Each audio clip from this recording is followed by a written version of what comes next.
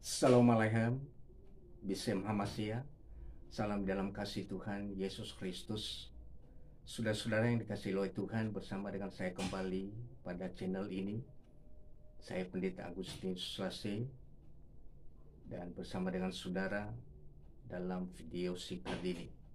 Saudaraku yang dikasihi oleh Tuhan, saudara yang di sana sedang menyaksikan video ini, saudara yang di sana sedang melihat video ini, engkau di dalam keadaan diberkati oleh Tuhan dan dilindungi oleh Tuhan.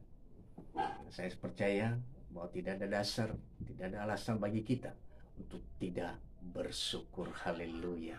Bapak Ibu Saudara sekalian, sebelum kita akan memberitakan pemberitaan firman Tuhan pada saat ini, sebelumnya kita akan berdoa bersama. Haleluya, haleluya, haleluya. Kami mohon anugerah dan kasih-Mu Bapa di surga, tuntunan Roh Kudus dalam pemberitaan firman Tuhan saat ini. Engkau bersama dengan kami, Engkau selalu serta dengan kami. Kami percaya kuasa-Mu, kami percaya tuntunan-Mu, sehingga kami bisa mengerti apa maksud Tuhan dalam hidup kami, sehingga pengorbanan-Mu tidak sia-sia bagi kami, adalah sebuah pelepasan, sebuah anugerah. Dalam nama Tuhan kami Yesus Kristus kami berdoa. Amin. Bapak Ibu Saudara sekalian, saat ini kita akan berbicara, kita akan mau mendengarkan kebenaran-kebenaran firman Tuhan. Tentu tidak jauh dari suasana yang saat ini, yaitu Paskah, di mana rangkaian Paskah, saudara, sebuah peristiwa yang luar biasa, yang tidak pernah terjadi sebelumnya dan tak pernah terjadi sesudahnya. Inilah Paskah secara sejarah perjanjian lama, bahwa Paskah sebuah pembebasan bangsa Israel kepada perbudakan dan tekanan Mesir, dan demikian juga pada perjanjian baru, sebuah suasana yang akan diberikan oleh Tuhan untuk melepaskan kita dari segala jerat dosa dan kematian yang kekal oleh karena perbuatan-perbuatan kita sendiri. Tapi oleh karena itu Yesus pasang badan, Dia mengorbankan supaya kita hidup, supaya kita layak menerima anugerah. Saudaraku yang dikasihi oleh Tuhan, pada saat ini sebagai dasar firman Tuhan yang boleh kita nikmati, kita akan membaca dari kitab Yesaya pasal yang ke-53 ayat yang ke-4a. Demikian firman Tuhan. Tetapi sesungguhnya penyakit kitalah yang ditanggungnya, dan kesengsaraan kita yang dipikulnya.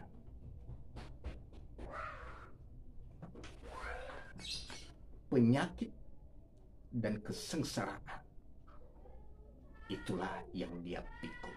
Yang aturannya, penyakit kita akan tanggung sendiri, kesengsaraan kita akan alami sendiri.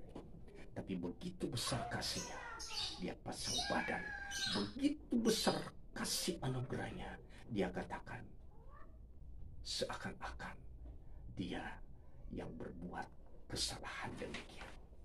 Bapak Ibu Saudara sekalian, kita kembali melihat peristiwa-peristiwa yang terjadi 2000 tahun yang lalu. Peristiwa yang 2000 tahun yang lalu, saudara, dibandingkan dengan peristiwa yang saat ini tidak ada pernah terjadi. Kita melihat secara pandangan hukum, saudara. Pandangan hukum, kalau saat ini yang dikatakan korban, macam-macam, saudara. Ada korban penyiksaan, ada korban penganiayaan, ada korban daripada bully, ada korban pembunuhan, korban olok-olokan, korban penyiksaan, korban persengkokolan. Semuanya terjadi, dan saat ini jarang akan terjadi beberapa rangkaian korban dan sebuah rangkaian hukum yang akan diberikan kepada pelaku. Tapi saudara, pada kejadian 2000 tahun yang lalu kepada Yesus sendiri terjadi malah semuanya saudara terjadi, yaitu tindakan-tindakan kriminal yang aturannya saat ini boleh dipisah-pisah. Ada korban penyiksaan, ada korban hak asasi manusia, ada korban persengkokolan, ada korban pembunuhan. Tapi kepada Yesus semua saudara dialaminya. Persengkokolan untuk membunuh dia, iya. Mereka melucuti dia. Mereka melakukan segala tindakan asusila pun kepada dia. Mereka lakukan segala sesuatu yang tidak berkenan. Hak asasi pun dilanggar, saudara.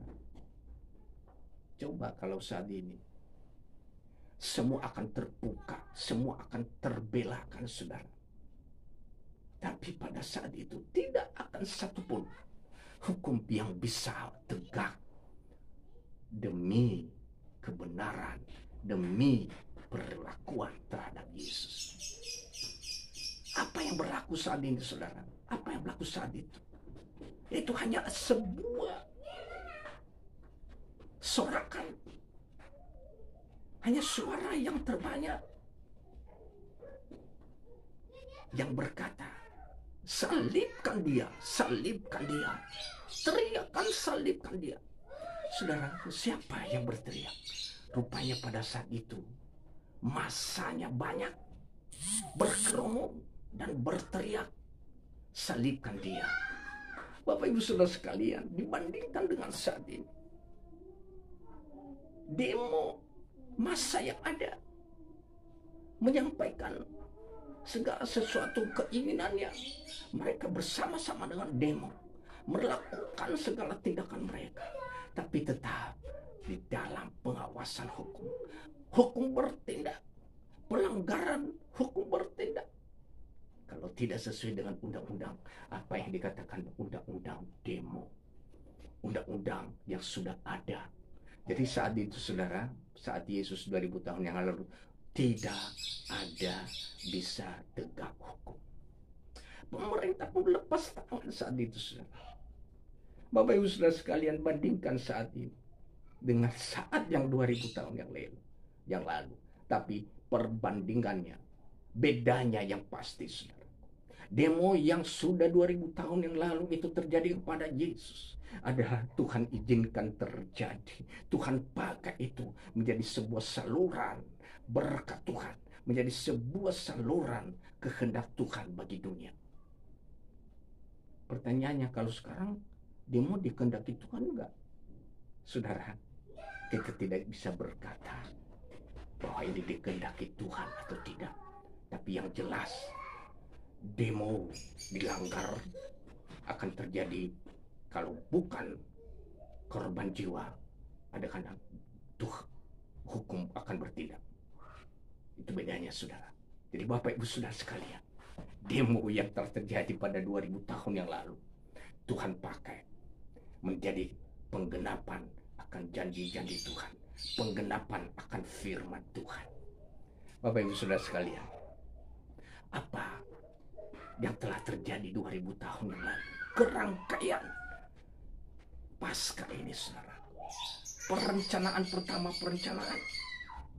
sampai kepada kematian, penyaliban, tindakan-tindakan yang dialami oleh Yesus akan terjadi, saudaraku. Sampai kepada kematian dan dikuburkan. Dan pada akhirnya dia bangkit. Saudara, kembali kepada hukum tadi. Sebenarnya yang dilakukan kepada Yesus, pelakunya itu dihukum mati kalau sesuai dengan Undang-Undang Indonesia. 340 KUHP, saudara. Pasal 340 KUHP, rencana pembunuhan, diancam hukuman mati. Bapak Ibu Saudara sekalian, ini bedanya rencana Tuhan yang indah bagi setiap apa yang difirmankannya untuk menggenapinya. Dia pakai semuanya itu. Saudaraku yang dikasihi oleh Tuhan, kita bisa ingat bagaimana Tuhan Yesus sendiri akan berkata di kayu salib. Ada 7 perkataan. Yang pertama, saudara, dia berkata bahwa ampunilah mereka karena mereka tidak tahu apa yang mereka lakukan. Yang kedua, apa perkataan Yesus? Hari ini juga engkau bersamaku di Firdaus. Itu perkataannya kepada yang disalibkan bersama dia di sebelahnya. Yang ketiga, saudara, dia berkata, Ibu, inilah anakmu. Yang keempat, Eloi, Eloi lama sabachthani, atau Eli, Eli lama sabachthani. Yang kelima, aku haus. Yang keenam, setelah selesai, tetelestai. Dan yang ketujuh, ke dalam tanganmu Bapa aku serahkan nyawaku. Kalau kita menyimak, saudara, pada kesempatan-kesempatan lain, bagaimana tentang perkataan ketujuh, perkataan 1, 2, 3 sampai ke-7 kalimat Yesus, semuanya bermakna yang luar biasa. Tapi saudara, diingatkan kita pada saat ini, dasar daripada Paskah terjadi hanya oleh karena kasih. Dasar daripada semua Paskah ini oleh karena kasih anugerah yang diakibatkan oleh sebuah dosa. Makanya ada kasih. Saudaraku yang dikasihi oleh Tuhan, kasih yang membuat kita boleh layak di hadapan Tuhan, karena dia juga telah melakukan itu. Saudara, satu hal yang kita boleh ingatkan saat ini, makna sebagai memperingati, melihat, menikmati Paskah untuk saat ini. Berikanlah pengampunan kepada siapapun. Di mana saudaraku kita udah sakit hati, ada akar pahit, kita telah ada tekanan, bahkan kita sampai kepada sebuah ada penyakit, ada masalah kehidupan yang kita tidak bisa lupakan, bahkan kita bisa lepas dari situ. Hanya Yesus dan pengampunannya dan pengampunan kita lah yang bisa meredakan semua itu. Saudara, berilah pengampunan saat ini kepada siapapun yang saudara sakit hati, ada akar pahit. Beri pengampunan karena berdasarkan kasih, saudara. Karena Yesus sendiri telah memberikan kasih kepada kita. Dan yang kedua, saudara, bahwa segala apapun yang kita derita, penderitaan itu bukan akhir dari segala kehidupan. Ada masalah, ada problem hidup, ada tekanan. Itulah sebuah kehidupan yang harus kita jalani. Dan kehidupan yang kita jalani itu, itulah yang Tuhan campur tangan. Ada kehadirannya pada saat kita berserah dengan Tuhan. Dan yang ketiga, saudaraku, yang ketiga, bahwa kita harus taat dengan firman Tuhan. Dan ketaatan itulah yang membawa kita, bahwa kita ada di rel daripada kebenaran firman. Saudaraku yang diingat oleh Tuhan, yang dikasih oleh Tuhan pada saat ini, firman Tuhan untuk mengingatkan kita bahwa oleh karena penyakit kita, oleh karena kesengsaraan kita, maka dialah yang menanggung itu semua. Dia berkata bahwa aku akan melakukan hukuman itu. Saudara yang dikasihi oleh Tuhan, pada kesempatan ini, berikanlah sesuatu yang terbaik bagi Tuhan. Tentu ucapan syukur atas segala pengorbanan di kayu salib. Darah yang menetes, darah yang tercurah, itu sebuah darah pengorbanan, darah yang suci untuk menebus Anda dan saya. Oleh karena itu selalu bersyukur. Tuhan, terima kasih. Saudaraku yang dikasihi oleh Tuhan, jangan biarkan kehidupan kita berjalan terus di dalam kegelapan, berjalan terus sesuai dengan keinginan kita. Tapi mulai saat ini kita sudah ditebus menjadi manusia-manusia yang baru.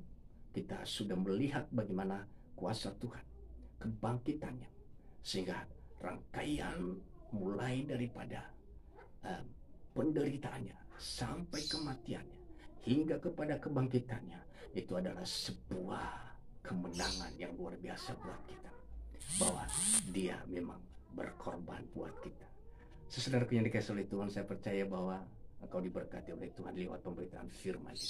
Sekali lagi, ampunilah mereka, karena mereka tidak tahu apa yang mereka lakukan.